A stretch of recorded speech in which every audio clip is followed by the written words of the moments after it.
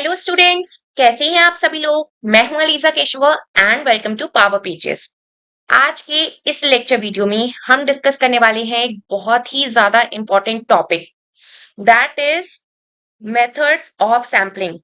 ये इंटरनली और एक्सटर्नली दोनों एग्जामिनेशन पॉइंट ऑफ व्यू से बहुत ही ज्यादा इंपॉर्टेंट है और इसमें से क्वेश्चंस भी बहुत बनते हैं। फिर चाहे आप 3 मार्क्स का ले लीजिए, चाहे 7.5 मार्क्स का, और 15 मार्क्स का तो 100% आता ही आता है मोस्टली। ठीक है। तो और अच्छा, ये लेक्चर वीडियो शुरू करने से पहले मैं आपको एक चीज बताऊंगी। आपको ना आज इस लेक्चर वीडियो में मेरी इसी आवाज के साथ थोड़ा सा कॉर्पोरेट करना होगा, क्योंकि मेरी आवाज, मेरा गला बिल्कुल बैठा हुआ है। ठीक है। और ये लेक्चर वीडियो इंपॉर्टेंट थी, तो मैंने बिल्कुल भी इसे स्किप नहीं किया। मैं चाहती हूँ कि आपका जो मोमेंटम है ना, जो भी आपका फ्लो है, वो ब्रेक ना हो। ठीक है। और ये वाला तो मैं ये चाहती थी कि आप अपने इंटरनल एग्जामिनेशन से पहले ये वाला टॉपिक अच्छे से कवर कर ले। ठीक है। तो आवाज को छोड़ के बाकी आप पढ़ाई पे फोकस करिएगा। ठीक है। आवाज को आप इस लेक्चर वीडियो में मैनेज कर लीजिएगा। तो चलिए हम आज का ये लेक्चर वीडियो स्टार्ट करते हैं। Types of sampling. हमने सैम्पलिंग पढ़ा था। सैम्पलिंग पता है ना, ये पॉपुलेशन, ये पॉपुलेशन, ये पॉपुलेशन। ठीक है। ऐसी बहुत सारी पॉपुलेशंस थी, उन सब में से हमने कुछ रिप्रेजेंटेटिव्स को सिलेक्ट किया था ना। ये 4 रिप्रेजेंटेटिव सिलेक्ट हुए। ये क्या थे? सैंपल। ये क्या थी? पॉपुलेशन। पॉपुलेशन में से किन्हीं 4 लोगों को हमने सिलेक्ट किया, ये सैंपल हुए। ये क्या हुए? रिप्रेजेंटेटिव्स। किसके? इस पूरी पॉपुलेशन के। और हम जो भी कंडक्ट करेंगे वो इसी से होगा, इन्हीं चारों कह लीजिए रिप्रेजेंटेटिव से या रिस्पोंडेंट से होगा। और फिर हम लास्ट में ये मान लेंगे कि जो इनका मेजॉरिटी आंसर है वो पूरी पॉपुलेशन से मैच करता है। ठीक है। यही पढ़ा था ना, सैम्पलिंग का तो मेन मतलब यही था ना। तो चलिए हम बात करते हैं आज टाइप्स की, सैम्पलिंग के। तो 2 टाइप के होते हैं, probability sampling and non probability sampling. ठीक है। प्रोबेबिलिटी सैम्पलिंग क्या होता है? प्रोबेबिलिटी सैम्पलिंग, मान लीजिए आप एक क्लास में है। ठीक है। टीचर ने कहा कि मैं एक हर स्टूडेंट के नाम की चिट बनाती हूँ और एक बोल में डालती हूँ। ठीक है। जिसका भी नाम आएगा वो चूज करेगा। ठीक है। या वो मॉनिटर बनेगा या सीआर बनेगा। ठीक है। ये क्या हुआ? Probability sampling. आपको नहीं पता कि किसका नाम आ जाए, पर सबके पास एक फेयर चांस है ना ऑफ गेटिंग चूजन, है ना। वहां पे टीचर भी कुछ नहीं कर सकती। आप ये नहीं कह सकते कि टीचर ने बायसनेस दिखाई। टीचर ने अपने मन पसंदीदा स्टूडेंट को सीआर बना दिया, मॉनिटर बना दिया। जो चिट में नाम आएगा टीचर उसी को मॉनिटर बनाएंगी ना। तो ये क्या हुआ? Probability sampling. आपने 11th 12th में मैथ्स में प्रोबेबिलिटी पढ़ी है ना। 9th में भी पढ़ी है, 10th में भी पढ़ी है प्रोबेबिलिटी। तो ये वही है। नॉन प्रोबेबिलिटी में मान लीजिए कि मैं क्लास की टीचर हूं। ठीक है। आप उसके स्टूडेंट है, तो मैंने बायसनेस के अकॉर्डिंग आपको चूज किया। ठीक है। हालांकि ऐसे मान लीजिए कि आपको ये वाला टॉपिक नहीं आता और मुझे पता है कि आपको नहीं आता। मैंने जानबूझ के आपको चूज किया।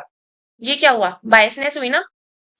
अपने रिसर्चर के या कह लीजिए मेरे टीचर के प्रेफरेंस के अकॉर्डिंग मैंने चूज किया। मैंने कोई रैंडम सैम्पलिंग नहीं किया। वो मेरे चॉइस के ऊपर था कि मैं किसे सिलेक्ट करूंगी। तो ये क्या होता है? ये होता है आपका नॉन प्रोबेबिलिटी सैम्पलिंग। आप इनके कुछ सब टाइप्स भी होते हैं, और मैं ये बोलूंगी ये सब टाइप्स आप बहुत अच्छे से दिमाग में बिठा लें, क्योंकि क्योंकि ये सब टाइप्स ना बहुत ज्यादा रिजेंबल कर सकते हैं। हालांकि आप इन्हें पहली बार पढ़ेंगे तो आपको ये लगेगा कि सारे तो एक जैसे हैं, पर सारे एक जैसे नहीं है, बहुत माइनर माइनर डिफरेंस है इनमें। ठीक है। और ये एग्जाम पॉइंट ऑफ व्यू से इंपॉर्टेंट है। आपसे क्वेश्चन पेपर में पूछा जा सकता है डिफाइन स्ट्रेटिफाइड सैम्पलिंग या डिफाइन सिस्टमैटिक सैम्पलिंग। ठीक है। या कह लीजिए difference between systematic sampling and simple random sampling. आप कंफ्यूज हो जाएंगे। ठीक है। तो इसीलिए ध्यान से पढ़ें। और एक सजेशन मैं और भी दूंगी कि ये जो भी है इनके सब टाइप्स है ना, मैं एग्जाम्पल के साथ तो आपको समझाऊंगी ही। आप 4-5 और एक्स्ट्रा एग्जाम्पल्स अपनी तरफ से इन सारी सैम्पलिंग्स के बनाएं, ताकि आपको और अच्छे से समझ आए। ठीक है। तो प्रोबेबिलिटी सैम्पलिंग के कुछ 4 सब टाइप्स है। पहला है सिंपल रैंडम सैम्पलिंग, आगे चल के पढ़ेंगे इसके बारे में। सेकेंड है स्ट्रेटिफाइड सैम्पलिंग, थर्ड है सिस्टमैटिक सैम्पलिंग एंड लास्ट है क्लस्टर सैम्पलिंग। ठीक है। नॉन प्रोबेबिलिटी सैम्पलिंग में भी 4 पार्ट्स आते हैं, that is convenience sampling, judgmental sampling, quota sampling and snowball sampling.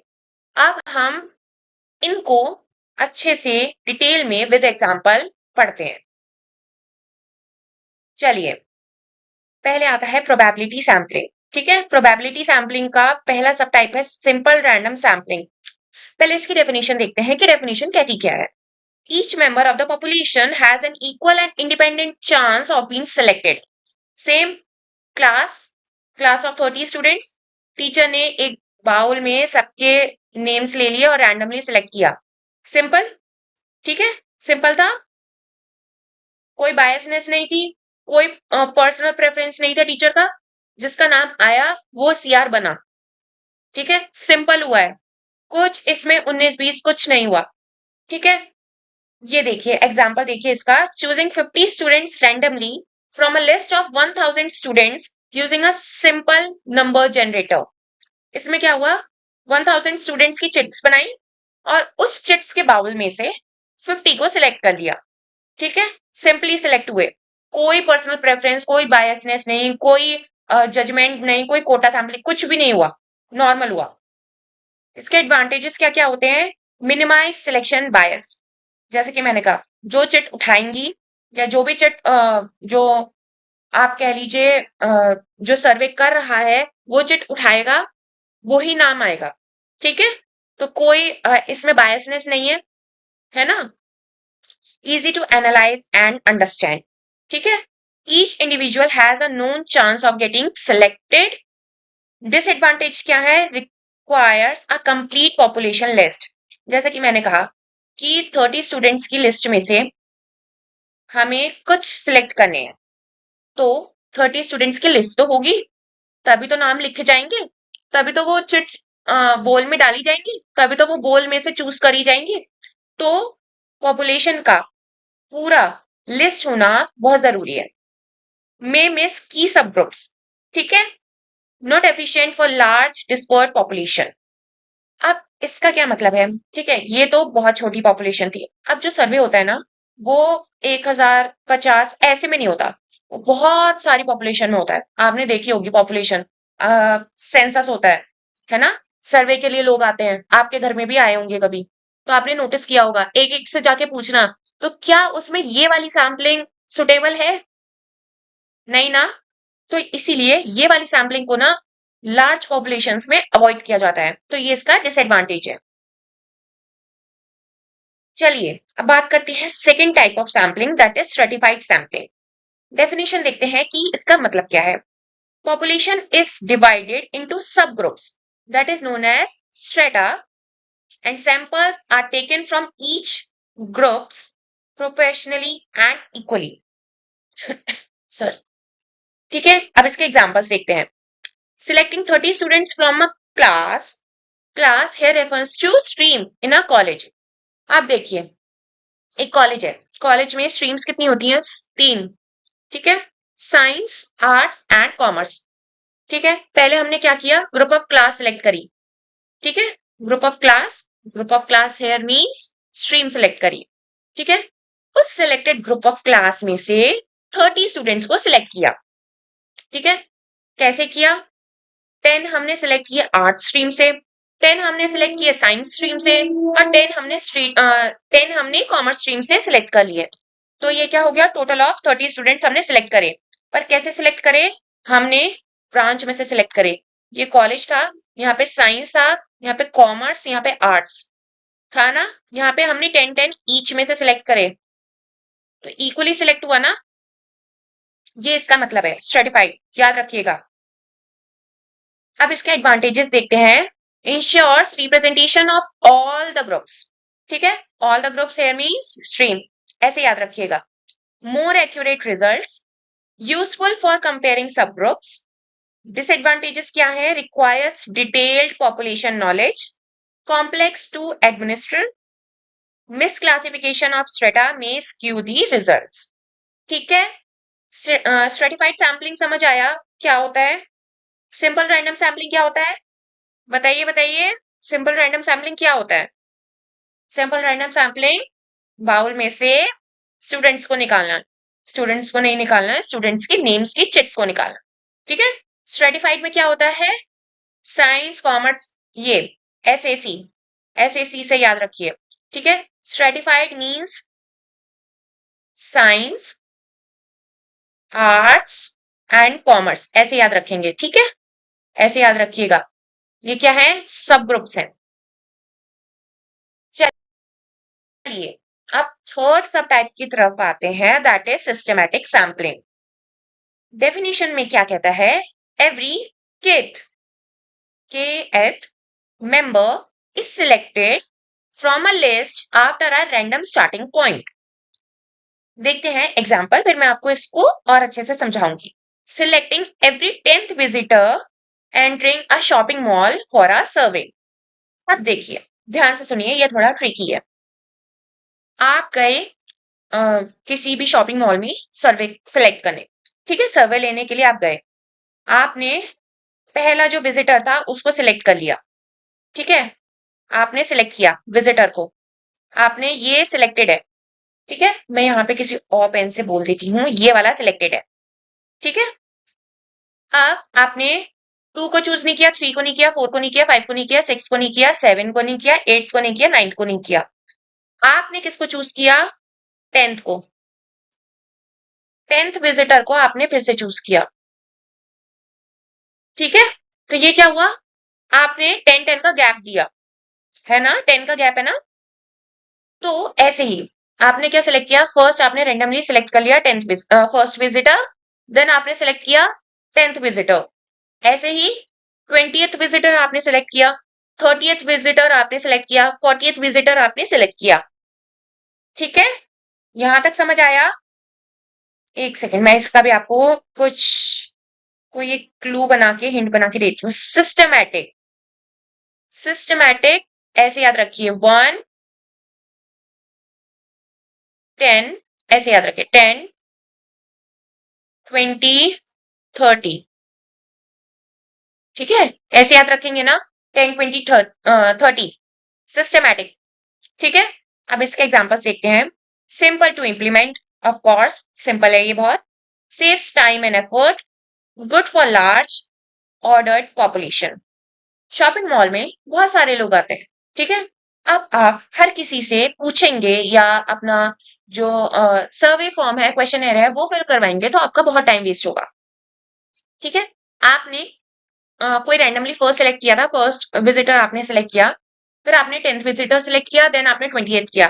तो ये क्या है? ये लार्ज पॉपुलेशन के लिए ना एक प्लस पॉइंट है। हम इसे चूज कर सकते हैं, इस वाली सैम्पलिंग को हम चूज कर सकते हैं किसके लिए? लार्ज पॉपुलेशन के लिए। अब देखते हैं इसके डिसएडवांटेज क्या होते हैं। Risk of periodicity biasness. ठीक है, still needs a population list. Of course, population list require है, less random than simple random sampling. ठीक है, चलिए आगे बढ़ते हैं। लास्ट है प्रोबेबिलिटी सैम्पलिंग का सब part, that is cluster sampling. Cluster sampling में, और जो आपने पढ़ा था स्ट्रेटिफाइड सैम्पलिंग, उसमें आपको बिल्कुल भी कंफ्यूज नहीं होना है। ये अलग है, वो अलग है। ठीक है, अभी बताऊंगी कैसे अलग है। डेफिनेशन देखते हैं। The population is divided into clusters. Some clusters are randomly chosen and all individuals in them are surveyed. ठीक है, एग्जाम्पल देखते हैं फिर समझाऊंगी। Randomly selecting 5 schools from a district and surveying all students in them. अब ये थोड़ा tricky है, ध्यान से समझिएगा। ठीक है, बिल्कुल ओपन माइंडेड, बिल्कुल एकदम मेंटली फिजिकली प्रेजेंट होके ध्यान से समझिएगा। क्लस्टर सैम्पलिंग को मल्टी स्टेज सैम्पलिंग भी कहा जाता है। ठीक है, और ये एग्जाम पॉइंट ऑफ व्यू से बहुत पूछे जाने वाला एक टाइप है। ठीक है, तो ये आपको बहुत अच्छे से करना है। इसका क्या मतलब है? लेयरिंग करना। लेयरिंग की बात कैसे हुई मैं बताती हूँ। मान लीजिए, ठीक है, हमने एक लिस्ट ली स्टेट्स ऑफ इंडिया की। ठीक है, स्टेट्स तो आपको पता ही है इंडिया के। हमने उसकी लिस्ट ली हमने उसमें से कोई भी 5 स्टेट सिलेक्ट करे। मान लीजिए हमने कोई भी 5 स्टेट्स, मान लीजिए यूपी सिलेक्ट कर लिया, ठीक है, यूपी, एमपी, ठीक है, हमने फिर सिलेक्ट किया अरुणाचल प्रदेश, ठीक है, राजस्थान भी सिलेक्ट कर लिया, चलिए, और महाराष्ट्र, ठीक है, या साउथ सिलेक्ट कर लेते हैं, तेलंगाना, तेलंगाना, तेलंगाना साउंड्स गुड ना, तेलंगाना, ठीक है, ये 5 हमने सिलेक्ट करे। अब इन 5 में से हम डिस्ट्रिक्ट सिलेक्ट करेंगे, ठीक है, इन 5 स्टेट में से हम डिस्ट्रिक्ट सिलेक्ट करेंगे। इसकी हमने डिस्ट्रिक्ट्स की लिस्ट निकाली, इसकी सबके डिस्ट्रिक्ट्स की लिस्ट निकाली, उसमें से हमने किन्हीं 5 डिस्ट्रिक्ट्स को सिलेक्ट कर लिया, ठीक है, सिलेक्ट किया, सिलेक्ट कर लिया। अब उस 5 सेलेक्टेड डिस्ट्रिक्ट्स में से हमने स्कूल्स की लिस्ट निकाली। मान लीजिए एक डिस्ट्रिक्ट, एक सेकेंड, एक डिस्ट्रिक्ट यहां से सिलेक्ट करी, एक डिस्ट्रिक्ट यहां से, यहां से, यहां से और यहां से। यहां पे से हमने ये इसे नाम दे दिया स्कूल 1, इसे नाम दे दिया स्कूल 2, इसे दे दिया स्कूल 3, ठीक है, इसे दे दिया हमने स्कूल 4, सॉरी, इसे दे दिया हमने स्कूल 5। ये 5 स्कूल्स हमने सिलेक्ट करे। सर्वे जो होगा, सर्वे जो होगा वो इन स्कूल्स में होगा, ठीक है, जो भी सर्वे होगा वो इन स्कूल्स में से होगा जो हमने यहां से डिस्ट्रिक्ट्स में से सिलेक्ट करे हैं। तो ये क्या हुआ, ये पहली लेयर बनी, यहाँ पे डिस्ट्रिक्ट्स की दूसरी लेयर बनी, ठीक है, और यहाँ पे स्कूल्स की तीसरी लेयर बनी, ये क्या हुआ, लेयरिंग हुई, ठीक है। तो ये क्या हुआ, मल्टी स्टेट सैम्पलिंग, ठीक है, समझ आया? अगर कुछ ना समझ आए कमेंट सेक्शन में प्लीज पूछ लीजिएगा, मैं जवाब दे दूंगी, पर इस टॉपिक को गलत याद मत कीजिएगा, इट्स अ हम्बल रिक्वेस्ट, क्योंकि ये बहुत ही ज्यादा इंपॉर्टेंट टॉपिक है और इसमें मार्क्स डिडक्ट होने के चांसेस जो हैं वो बहुत हाई है, बहुत रिस्की टॉपिक है। अगर आपने जरा सा भी 19-20 इधर उधर कर दिया तो आपका मतलब एग्जामिनर आगे जाएगा ही नहीं। अगर आपने डेफिनेशन में उसके मीनिंग में ही अगर आपने क्लस्टर सैम्पलिंग में अगर आपने सिंपल रैंडम सैम्पलिंग लिख दिया या स्ट्रेटिफाइड सैम्पलिंग लिख दिया, वो एग्जाम्पल देखेगा ही नहीं, क्योंकि उसे ये लगेगा अरे इसको तो मीनिंग ही नहीं पता, तो ये एग्जाम्पल क्या ही देगा, ठीक है। तो ये रिस्की टॉपिक है, ध्यान से, शांति से, मेंटली, फिजिकली, इमोशनली, जैसे भी आपको प्रेजेंट होना है, आप उस स्टेट में बैठ के इसको पढ़िए, खुद भी पढ़िए, खुद एग्जाम्पल्स बनाइए इसके, ताकि आपको और अच्छे से समझ आए। चलिए आप आते हैं इसके एडवांटेजेस पे। Cost effective for large populations, easy for geographical spread population, less time consuming. Disadvantage क्या है, higher sampling error, of course क्योंकि मल्टी स्टेज है तो एरर होने के चांसेस भी ज्यादा हैं। May not represent the whole population well, जैसा कि सैम्पलिंग का जो बेसिक ड्रॉबैक है वो यही है कि वो होल पॉपुलेशन को अच्छे से रिप्रेजेंट नहीं कर पाता। जो भी सैंपल्स हमने सिलेक्ट करे हैं, हम ये मानते हैं कि जो सैंपल्स का मेजॉरिटी आंसर है वो पूरी पॉपुलेशन का आंसर है, पर ऐसा जरूरी नहीं है ना, कभी कभार सैंपल्स गलत भी तो हो सकते हैं, तो इसका ये ड्रॉबैक है। Biased if clusters are not homogeneous, ठीक है, यहां तक समझ आया? प्रोबेबिलिटी सैम्पलिंग समझ आई? चलिए अब बात करते हैं सेकेंड टाइप की, that is non probability sampling की। नॉन प्रोबेबिलिटी सैम्पलिंग में फर्स्ट टाइप आता है that is convenience sample. Convenience के नाम से आपको क्या समझ आता है? कन्वीनियंस, कन्वीनियंस अपने मर्जी मुताबिक, है ना, आप किसके मर्जी मुताबिक? रिसर्चर के। जैसा कि मैंने आपको एक एग्जांपल दिया था स्टार्टिंग में, मैं टीचर हूं, मुझे पता है कि आपको ये टॉपिक नहीं आता है, मैंने आपको फिर भी चूज किया, तो ये मेरी कन्वीनियंस थी, मैं आपको चूज करना चाहती थी। नॉन प्रोबेबिलिटी सैम्पलिंग है, आपने मुझे देख लिया कि मैं आपको देख रही हूँ, आपको ये पता चल गया कि मैं आपको ही उठाऊंगी इस क्वेश्चन के आंसर के लिए, ठीक है, आपको पता था।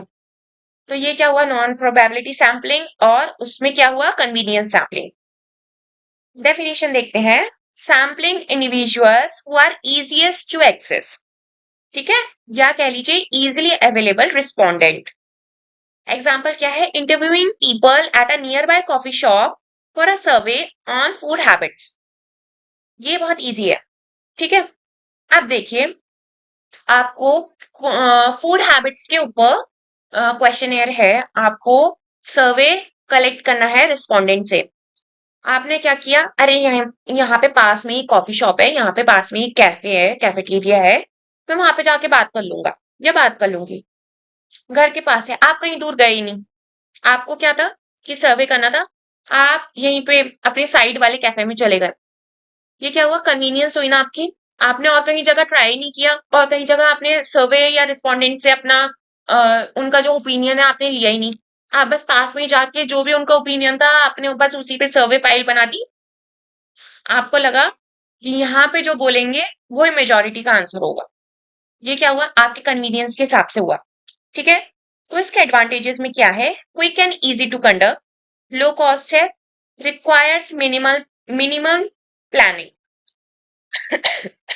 सॉरी। डिसएडवांटेजेस क्या है, high risk of biasness, low representativeness, risk can not be generalised. यहां तक समझ आया, ठीक है। आगे बढ़ते हैं, अब बात करते हैं जजमेंटल सैम्पलिंग, या इसे कहते हैं पर्पसिव सैम्पलिंग की, ठीक है। The researcher selects participants based on their judgments and the purpose of study.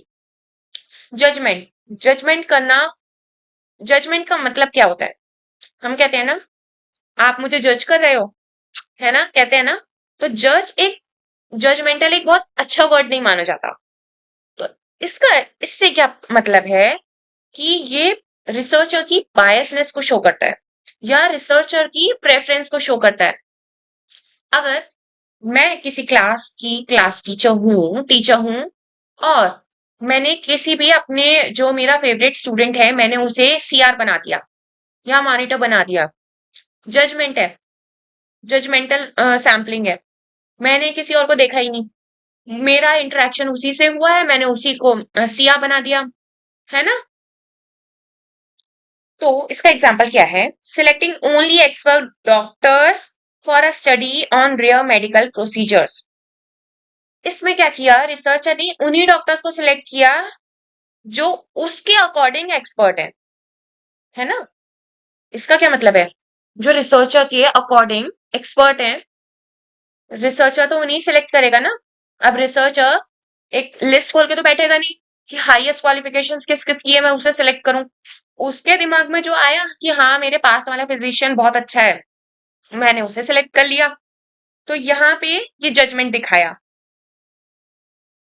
Advantages क्या है इसके, focuses on specific characteristics, efficient for qualitative research, saves time when population is small and specific. Disadvantages क्या है इसके, highly subjective, prone to bias, ये तो इसका main ही है, difficult to generalize results, ठीक है। नेक्स्ट बात करते हैं हम कोटा सैम्पलिंग। कोटा वर्ड आपने बहुत सुना है, sports quota, female quota, ladies quota, है ना, या पीडब्ल्यूडी, पीडब्ल्यूडी कोटा सुना है ना, ठीक है। कोटा का मतलब क्या है, breaking the population into groups, groups in the sense आप कह लीजिए मेल, मेल, फीमेल, ठीक है, others we have, then we have LGBT, quota sampling, we have different sort of categories, है ना। तो ये क्या हुआ, कोटा सैम्पलिंग। अब इसकी डेफिनेशंस देखते हैं, population is segmented into groups and a quota is set for each. Example में देखिए, serving 100 people, insuring 50 are male, 50 are female. ठीक है, वेरी सिंपल एग्जाम्पल। 100 रिस्पोंडेंट्स हैं, पर उसमें से मुझे 50 मेल्स चाहिए, 50 फीमेल्स चाहिए। उन 50 फीमेल्स में से भी मुझे 25 अबव 25 एज की चाहिए, और 25 कैंडिडेट्स जो है मेरे, वो बिलो 25 एज के चाहिए। ये क्या हुआ? मैंने पॉपुलेशन को ग्रुप में ब्रेक किया अपने सर्वे के अकॉर्डिंग। ठीक है, अब इसके एडवांटेज देखते हैं। Ensures representation of groups, quicker than random sampling, no need for a population list. Disadvantage क्या है इसके? Non random selection leads to bias, may over-represent some groups. Researcher discretion may skew the results. Next, last, snowball sampling. Snowball sampling ये थोड़ा नया topic है, तो इसे मैं ज्यादा आपको समझाऊंगी। पहले इसकी डेफिनेशन देखते हैं। Existing participants recruit future subjects from among their acquaintance. ठीक है, example, a researcher studying underground artists asks one to refer other artists. इसका क्या मतलब है? हमने 5 सिलेक्ट किए, हमने 5 कोई भी रिस्पोंडेंट सिलेक्ट कर लिए। ठीक है, मैं यहां हूं, मैंने ये 5 सिलेक्ट करे।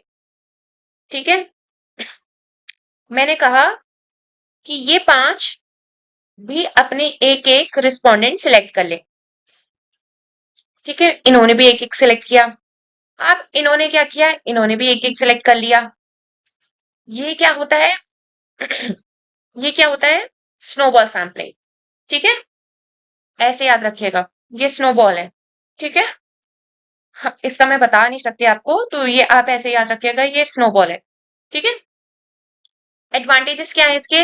Good for hard to reach population, efficient for social network, saves recruitment effort. Disadvantage क्या है इसके? Samples may not be diverse, high bias risk, difficult to determine sampling error. So here is a summary जो मैंने include किया है, आप इसका screenshot ले लीजिए। ये बहुत इंपॉर्टेंट है, क्योंकि ऑफ कोर्स ये बहुत ही ज्यादा कंफ्यूजिंग टॉपिक था, प्लस इंपॉर्टेंट था, तो इसलिए मैंने इसकी ये एक समरी टेबल तैयार करी ताकि आपको और आसानी से अच्छे से समझ आए। ठीक है, तो मैं पेन चेंज कर लेती हूँ। हाँ, बोरिंग हो जाएगा ना। चलिए, ये वाला करती हूँ, green, black. Sampling method 2 type के होते हैं, हमने पढ़े, probability and non probability. Probability में भी फर्दर डिवाइडेड होते हैं 4 sub types, and same goes with the non probability sampling. क्या है ये? Simple random sampling. Simple random sampling का एग्जांपल क्या था? Randomly selecting 5 students from the bowl, है ना। इसका एडवांटेज क्या था? Unbiased, easy to analyse, non probability. Disadvantage क्या था? Needs full list, may misuse या miss subgroups, inefficient for large groups. Second subtype क्या था? Stratified, 30 students from each class level, या कह लीजिए स्ट्रीम्स की हमने बात करी थी। इसका एडवांटेज क्या था? ये एक्यूरेट होता है और हर ग्रुप को रिप्रेजेंट करता है, और कंपैरिजंस के लिए बहुत अच्छा होता है। पर साथ ही इसके कुछ ड्रॉबैक्स भी थे, जो कि थे कि ये बहुत कॉम्प्लेक्स है और इसको ग्रुप्स में बांटना पड़ता है। ठीक है, मिस क्लासिफिकेशन का ज्यादा रिस्क रहता है। थर्ड जो इसका सब टाइप था वो था सिस्टमैटिक सैम्पलिंग। इसमें क्या था? Every 10th visitor at mall. इसमें क्या था? एडवांटेज इसका था कि ये इजी है, फास्ट है, और ये लार्ज पॉपुलेशन लिस्ट के लिए बहुत अच्छा है। पर कहीं ना कहीं बायसनेस इंक्लूड है, लिस्ट जरूरी है, और ये लेस रैंडम है, क्योंकि ये रैंडमली हम फर्स्ट सेलेक्ट करेंगे, बाकी तो हमें सिस्टमेटिकली आगे बढ़ना है।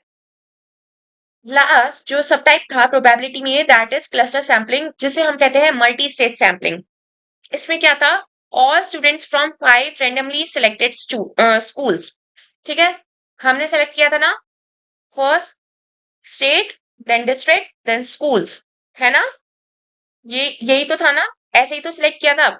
इसका एडवांटेज क्या होता है? कॉस्ट इफेक्टिव है, टाइम सेविंग है और लार्ज पॉपुलेशंस के लिए बहुत अच्छा है। पर साथ ही इसमें हाई एरर के चांसेस हैं, अनरिप्रेजेंटेटिव क्लस्टर्स हो सकते हैं, बायसनेस हो सकती है। देन हमने बात करी नॉन प्रोबेबिलिटी सैम्पलिंग की, जिसमें हमने पहला सब टाइप पढ़ा था कन्वीनियंस सैम्पलिंग का। सर्वे एट लोकल कैफे, फास्ट है, चीप है, इजी है, बट साथ ही बायसनेस इंक्लूड करता है, लो वैलिडिटी है और पुअर जर्नलाइजेशन भी है। फिर हमने नेक्स्ट सब टाइप्स डिस्कस किया था, दैट इज जजमेंटल या purposive sampling, choosing expert doctors, expert in researchers point of view, ठीक है, फोकस्ड है, एफिशिएंट है और रिलेवेंट पार्टिसिपेंट्स है, पर साथ ही सब्जेक्टिव है, बायसनेस है। देन हमने बात करी कोटा सैम्पलिंग की, 50 mails and 50 females, group representation हो रहा है, क्विक है और लिस्ट की भी कोई रिक्वायरमेंट नहीं है यहाँ पर। ये नॉन रैंडम है क्योंकि हमने यहाँ पे कोटा सेट कर दिया मेल्स और फीमेल्स का। सिलेक्शन बायसनेस हो सकती है और ओवर रिप्रेजेंटेशन पॉसिबल हो सकता है। लास्ट जो हमने सब सब टाइप डिस्कस किया था नॉन प्रोबेबिलिटी सैम्पलिंग का, दैट इज स्नोबॉल सैम्पलिंग।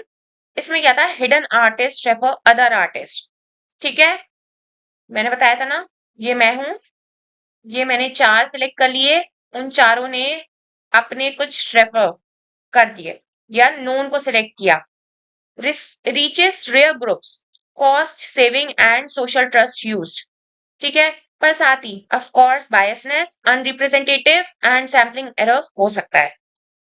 तो ये था आपका सैम्पलिंग मेथड। ये मैं फिर कहूंगी, थोड़ा कंफ्यूजिंग हो सकता है, पर अगर आप इसे ध्यान से पढ़ेंगे, समझेंगे, तो ये उतना भी मुश्किल नहीं है।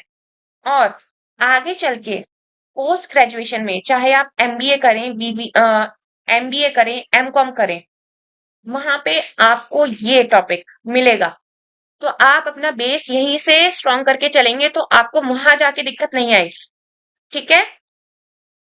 और ये जो मैंने ये समरी टेबल बनाई है ना, इसका आप स्क्रीनशॉट ले लीजिए, ठीक है, क्योंकि ये बहुत ही ज्यादा इंपॉर्टेंट है और बहुत इजी भी है। लास्ट मोमेंट पे आप इसे पढ़ेंगे तो आपको अपनी बुक्स के पेजेस ऐसे ऐसे खोलने की जरूरत नहीं पड़ेगी। आप ये बोलेंगे हाँ मैम ने ये पढ़ाया था, ठीक है, इसका मतलब ये होता है, एग्जाम्पल से आप समझ जाएंगे, ठीक है। तो चलिए हम आज का अपना ये लेक्चर वीडियो वाइंड अप करते हैं। लेक्चर वीडियो लंबा हो गया आई नो, पर ये टॉपिक भी बहुत इंपॉर्टेंट था, डीपली डिस्कस होना था, इसीलिए मैंने इसका टाइम थोड़ा ज्यादा लिया। चलिए टॉपिक सम अप करते हैं। आज हमने क्या पढ़ा? Sampling is a crucial process in research that enables the study of population through a manageable subset of its member. साथ ही हमने ये पढ़ा कि ये एक इंपॉर्टेंट रोल प्ले करता है किसमें? Reliable, cost effective and timely data without serving the entire population. Then हमने पढ़ा कि इसकी 2 मेन कैटेगरीज होती हैं, दैट इज प्रोबेबिलिटी सैम्पलिंग जो इन्वॉल्व करता है random selection, ensuring each member has a known chance of getting selected, and second type हमने क्या पढ़ा? नॉन प्रोबेबिलिटी सैम्पलिंग का, जिसमें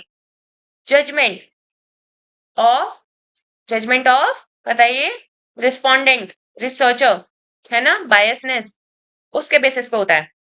Each method has its own specific use case, strength and limitations. For instance, simple random sampling ensures fairness but may overlook important subgroups, whereas stratified sampling provides better subgroups representation but requires detailed population knowledge. फिर हमने non probability sampling का जो convenience sampling और snowball sampling का पढ़ा था, वो easy और फास्ट तो होता है इंप्लीमेंट करने के लिए, पर उसमें बायसनेस का रिस्क बहुत ज्यादा होता है ना। तो अल्टीमेटली ये जो चॉइस होती है ना सैम्पलिंग मेथड सिलेक्ट करने की, ये रिसर्च के objectives, available resources, population characteristics and required level of accuracy पे डिपेंड होना चाहिए, ठीक है। Selecting the appropriate method is essential to ensure validity, reliability and applicability of the study findings. So आज हम अपना ये लेक्चर यहीं पे एंड करते हैं। नेक्स्ट लेक्चर वीडियो में हम डिस्कस करेंगे एडिटिंग ऑफ डेटा। वो बहुत ही ज्यादा शॉर्ट वीडियो होगा, लेक्चर वीडियो होगा, क्योंकि उसमें ज्यादा इतना पूछा नहीं जाता। ठीक है, पर मैंने उसे इसलिए इंक्लूड किया है क्योंकि वो आपके सिलेबस में है। So that's all in today's lecture. Thank you. And if you find it useful, please like, share, subscribe this channel. Have a great learning ahead. Bye.